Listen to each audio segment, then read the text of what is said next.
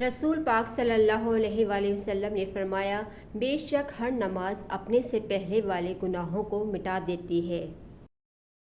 رسول اللہ صلی اللہ علیہ وآلہ وسلم نے فرمایا، جس نے حسن اور حسین رضی اللہ تعالیٰ عنہ سے محبت کی اس نے مجھ سے محبت کی، اور جس نے ان سے دشمنی رکھا اس نے مجھ سے دشمنی رکھا۔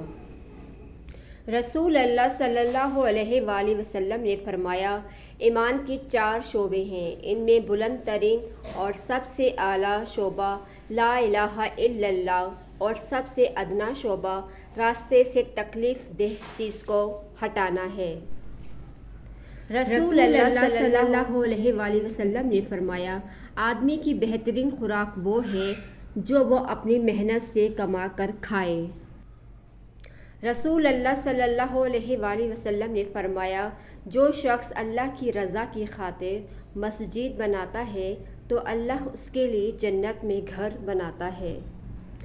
رسول اللہ صلی اللہ علیہ وآلہ وسلم نے فرمایا، سفید کپڑے پہنا کرو، اس لیے کہ وہ بہت پاکیزہ اور پسندیدہ ہے۔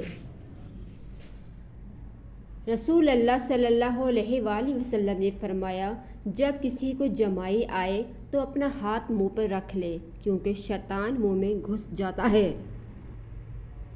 رسول اللہ صلی اللہ علیہ وآلہ وسلم نے فرمایا، وہ شخص جنت میں نہیں جائے گا جس کا پڑوسی اس کی آفتوں سے محفوظ نہ ہو۔